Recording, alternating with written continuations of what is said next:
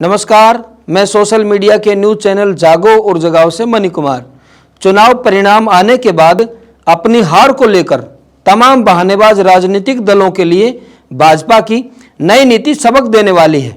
यदि वह लेना चाहे तो उत्तराखंड प्रदेश में हाल ही में हुए विधानसभा चुनाव की हार के लिए भारतीय जनता पार्टी ने मंथन करना शुरू कर दिया है। जी हाँ, प्रदेश में सत्ता संभालने वाली भारतीय जनता पार्टी ने यह मंथन उन 23 सीटों के लिए शुरू किया है जहां उसको 70 विधानसभा की सीटों वाले प्रदेश की 23 सीटों पर पराजय मिली है। भाजपा का पार्टी संगठन प्रदेश की इन 23 सीटों की समीक्षा करेगा जहां विधानसभा चुनाव में हार का सामना करना पड़ा है। वैसे भारतीय जनता पार्टी उत्तराखंड राज्य में पहली बार इतिहास रचते हुए सत्ता में वापसी कर चुकी है, लेकिन इसके बाद भी 23 सीटों की हार उसके लिए चिंता का विषय बना हुआ है, जो बताती है कि पार्टी 100% सफलता के लक्ष्य के प्रति कितनी गंभीर है। राज्य में दूसरे भी राजनीतिक दल हैं जो चुनाव से 6 महीने पहले नींद से अंगड़ाई लेते हुए चुनाव में जुटते हैं और हार के बाद तरह तरह के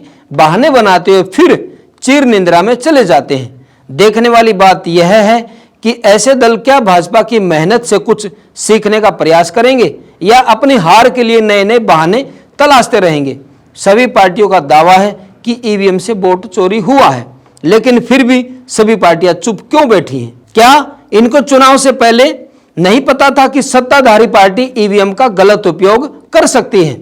आपको यह भी पता था कि ईवीएम चोरी हो रही है, फिर भी आप लोग चुप रहे।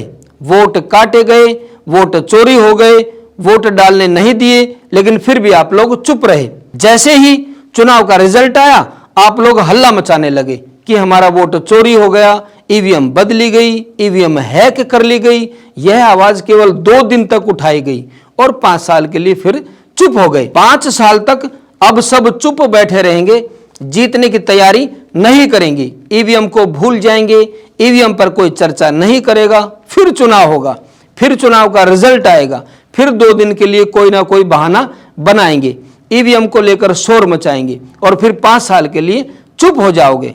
लेकिन सबक नहीं लोगे। सीखो बीजेपी से, जो तुमको रोज सिखाने की कोशिश कर रही है।